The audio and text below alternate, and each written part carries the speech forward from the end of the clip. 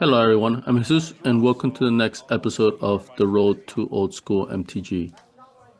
In this video we have Game 2 of the January 2024 Old School Atlantic Tournament held in Dave's Time Warp in Cedar Grove, New Jersey. This was a 4-round tournament, Gentlemen's Atlantic. So no Library of Alexandria and no Mind Twist allowed. The first game, so four rounds total. The first round I lost 0-2. So now this is game 2. So I recorded all 4 rounds. So I did not get off to a good start. So I am already one game down. But still, by this point I was definitely a little bit dejected. But you have to continue on. So before I get to the video, let's look at my deck. So this is my deck. I'll go through it real quick. Just standard Bantamgeddon or erhnamgeddon variant with blue. So the blue is for blue power and Serendib Efreets. So 2 Suchis is something recently that I added, 4 Mishra's Factories, but everything else is pretty standard to Armageddon. So the goal is to first start with small creatures that can do damage, 7 Alliance, Pixies, and then get into ramp into bigger creatures, Dibs, Erhnam, Sarahs, Suchis, and then cast an Armageddon or maybe a balance depending on if it's favorable. And then hopefully I have some either Moxes in play, a Soul Ring in play, or I just held some land cards in my hand knowing I was going to Armageddon or cast a balance. And so then I have a quick follow-up land drop. The sideboard is, I'm trying something new, especially by looking at those, the 4 deserts and 4 Javelineers. I was not sure either or maybe a combination of both. So I wanted to kind of really test that out, especially against other weenie decks, either green weenies or just other red-blue small creature direct damage decks that have been giving me issues. So that's the main, those 2 are the main cards in terms of the sideboard to test out. Now, I also wanted to now review the prize pool. So this is something I've been talking about recently. And for this tournament, everyone here who part of the entry cost was to donate an old school legal card for the prize pool, and then everybody took turns to initials or sign on them, right? So hence, these cards have been tattooed, you might say, and then these would be eligible for a Tattoo 40 deck. Which card do you think I put in? And then you guys will see at the end of the 4th round how these cards got taken in terms of who plays first, second, and third, and so on. So the cards that are signed, those are the ones that were donated by each player. But then players also donated like a proxy Mox Emerald and then a Mox Sapphire little token thingy. On the top row are the prices for first, second, third, fourth, and fifth. And then on the right side, second row, you have a clay statue altered. So that was for last place, right? So a little souvenir for last place. So so that card, in addition to the signed cards, are eligible for inclusion for your Tattoo 40 deck. The top cards are not, unless you get them stamped or signed by the players there, although usually they are not, right? They stay the way they are. All right, so I just wanted to explain this side of things because it tends to get neglected from other videos, and I wanted to emphasize, especially since I've been talking recently about Tattoo 40s, that format, and so this is how you would get cards for that format. All right, so going into game 1.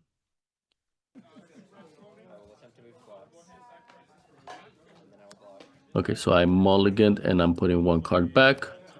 Opponent goes first. Dual land, the red and white one, I believe, and then Javelineer, turn one. I go. That's a factory that I drop and then into a Soul Ring.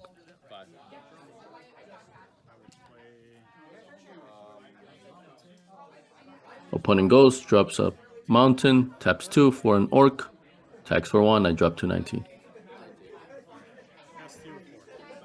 I go.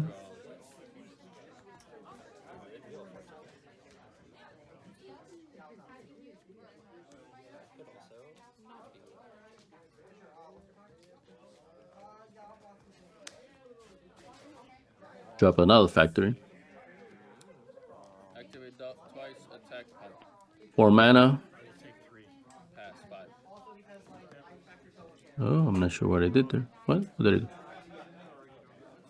Oh, I attacked and then I pumped. So he took 3. So that was a bit. Well, the orcs couldn't block, right? So I knew that. And then he was tapped out, so I had to take that. Because if my opponent is playing red, especially and white, I tend to not activate my factories unless they're tapped out, or or I can afford to lose one, because that's asking for one of them to get lost, to get disenchanted, lightning bolted, whatever. So he attacked, hit me for 3. I'm at 16. I drop a tropical. Use the blue to cast a dip. So the first 2 turns I had only colorless mana. So, and then end of turn, swords my dip. So I go up to 19, but I lose my dip, and then I'm gonna just take 3 anyway. But it seemed like the first 2 turns I couldn't cast anything because I just had colors. Unless I had a Suchi, but obviously I didn't, or else I would have cast that instead. Opponent plays, I believe that's a land tax. And then he doesn't attack. Because I'm not sure. Well, I guess before he could outrace me. But now since I gained 3 life, maybe he decides not to. But actually, I forgot. I did have the factories open. So I guess that's a clue that he may not have a lightning bolt or something like that. Because if he did, he would have attacked, waited for me to activate my own factory. I needed to tap one factory to activate the other before blocks destroyed it.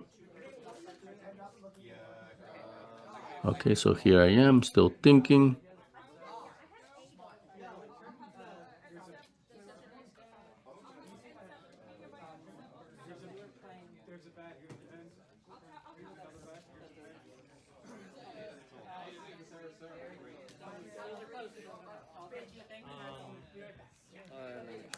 Okay, I drop a plains.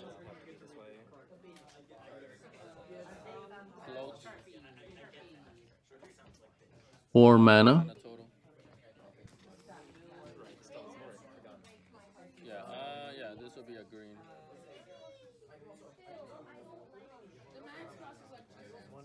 Balance. So I paid more so that I could have some floating mana. So the tropical, I think I'm floating a green here. So I still have 2 mana open. My opponent has 2 lands, so I have to sacrifice 2 on my own. But that got rid of his creatures. Oh, he pings me with the token from the Javelineer before it dies. So I drop to 18. He's at 17.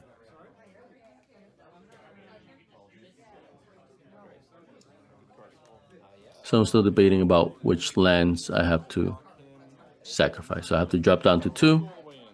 I played out plains this turn, I believe. So I couldn't drop anything else. Ooh. I disturbed that plains that I just dropped. Hopefully I have something else. 2 mana. So I still have 2 mana. So I guess I'm... Okay, I used the mana to activate, and then I attack with the factory. So I guess in my mind I was I was probably thinking about doing some kind of a play, maybe a pixies or something. I don't know why. I must have miscounted my mana. Or maybe just that's what I figured to do, just attack.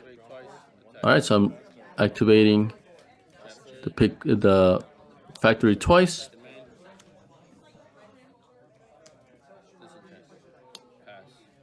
Okay, so what I did is, because of his land tax, I attacked and then I allowed my factory to die, and then I played once I was at one land I could play, because I want colored mana right now. The Soul Ring just gives me colorless, so I can cast other things, but I have no white.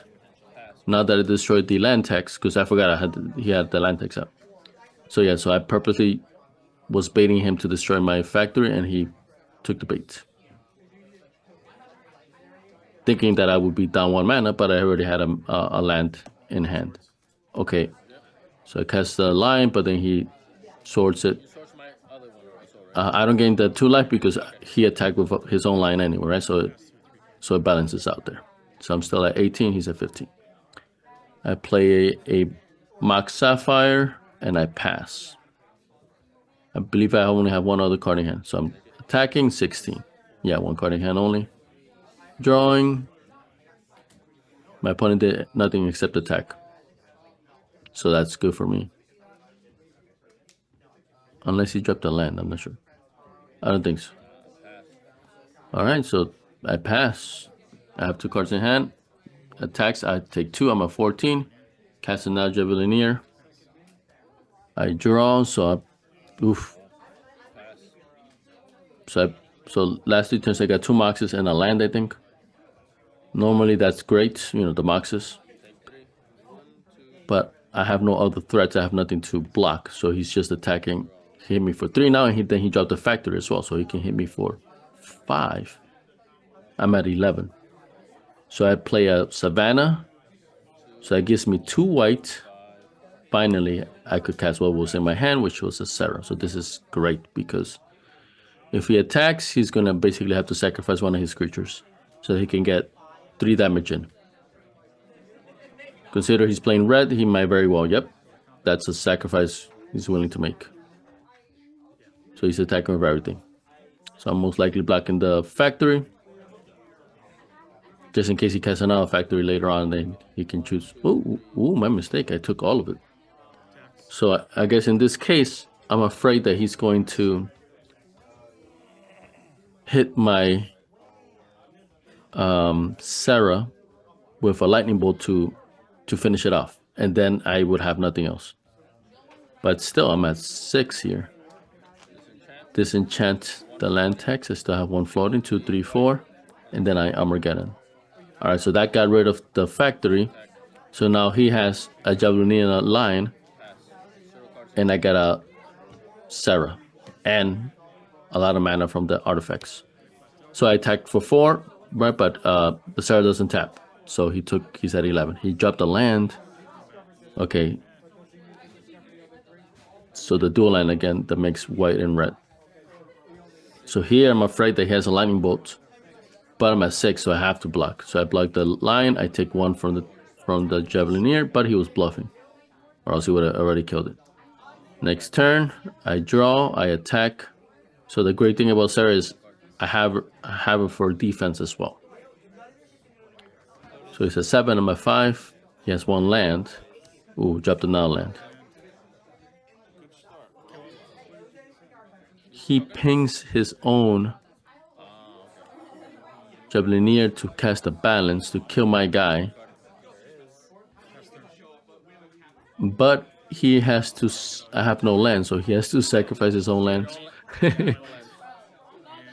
And I wonder if he has to also discard, because I only have 1 card in hand. Yeah, and he has to discard, so that balance was really desperate from his side, but he was gonna die in 2 turns, so I guess he had to take the chance. I top deck a dib. Okay, he got a plane, so he could swords. I take a damage. Ancestor myself. Oof, that's nuts. So here he could still win, because If he drops a lightning bolt next turn, a mountain and a lightning bolt drops him down to 1, and then next turn I take 1 damage from my dip. Okay, so from that ancestral, I played a Mox, I played a Tropical, I played a Pixie. Okay, I'm switching taps so that I don't have any float, any extra mana, and then Time Walk, and then I attack next turn anyway, and he's dead. All right, so that was extremely tight game 1, so pretty intense. So now we're going to go into game 2.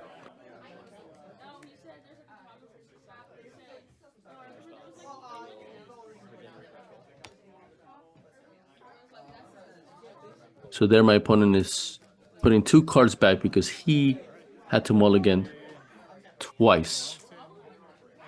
So he goes Mountain and then Winds of Change. That is an awesome turn 1 play, considering he mulliganed twice. So this has happened to me before where, so when you start a game, of course, you get to decide to mulligan or not, and you keep your hand, right? So I kept my hand, he had to mulligan twice.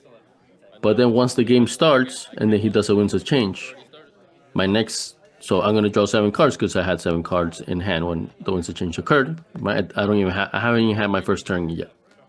But now the game has already started. So whatever the 7 cards I get, I cannot mulligan, of course, because that's only when the game starts.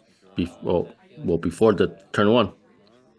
So if I get a crappy hand, I gotta keep it. And that has happened to me before, where I had a very solid starting hand, and then an opponent first turn wins, and then I got a really crappy second hand.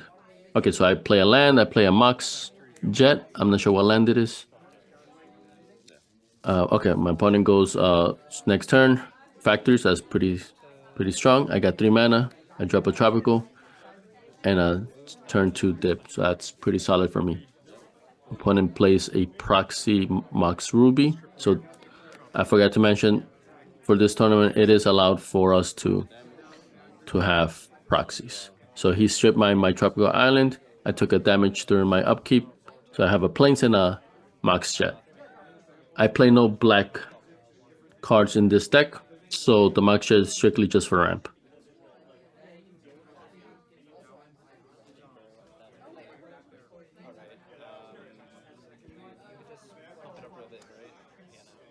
Ooh, I play another Tropical. Attack takes 3. He's at 17, so he can attack me back, of course, with the factory. And he's just been playing those 2 lands and then dropping the Mox Jet, right? So he's I cast a second turn. A second dib. So I'll take 2 every turn, but he's gonna take 6 every turn. Okay, so I take the bait here. Yeah, probably, yeah, because I'm willing to 2-for-1 him. I take a damage during 18, especially if it drops him down to lower mana. Attack, he's at 14. So he stripped mine a land before. Oh, but I drop a Mox. Yeah, forget it. Ernie. So he does red, right? So he needs white so he can sort. Okay, there you go. He needs a balance would be ideal. But okay, he sorts my Ernie. I gain 4. I'm at 22. Okay. I take a damage 21. He's at 14.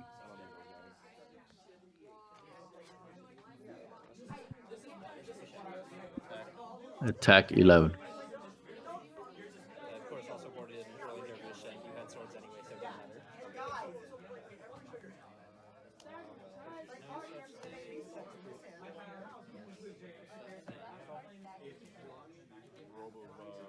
So still my turn. Okay. I play a Chaos Orb. I am very much tempted. Yeah, I'm probably gonna orb his land. Yep. Alright, so let's see. You're gonna see me use a Chaos Orb. Yep. Dead center. So I'm trying to cut him out of white, of course, so that he doesn't swords course, he could also balance, but then he just plays another white anyway. But this is, at least this is not as bad. But still, gives him white. But I was lucky, he obviously with a swords if he had. I took a damage from the upkeep, but then I attacked for 3. He's at 8. I don't think he has any flyers. Well, maybe a Sarah, but he's gonna not likely last long enough to cast a Sarah if he has them in his deck. He only has 3 mana. And he needs another white. Okay, pay 2. Pixies, maybe? Ooh, regrowth. What am I regrowth? And then I cast the Chaos Orb, and then I drop a land. I Chaos Orb this Plains again. Whoa. Oof, that center again. So, yeah, I'm being aggressive with the white. So I'm like, my deck is turning into land destruction. Ooh. City in the bottom. Oh.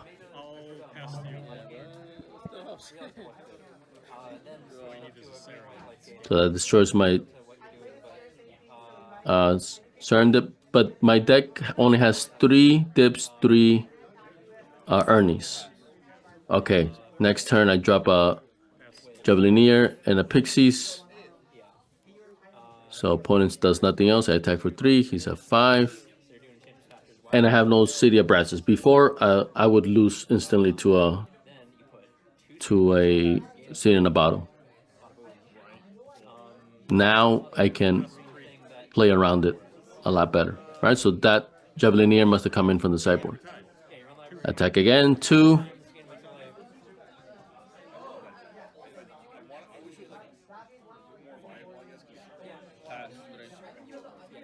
Next turn. Needs to lightning bolt or something. Nope. All right, that's it. So I wonder if I have any. Okay, so I can't see. Because I was curious if I had a dip or an Ernam in my hand and I couldn't cast it. But either way. So I went 2-0. And now I am 1-1 in this tournament, right? First game. First round I lost 0-2. Now second round I won 2-0, right? So I'm 1-1. 2 more rounds to go. Thank you guys for watching.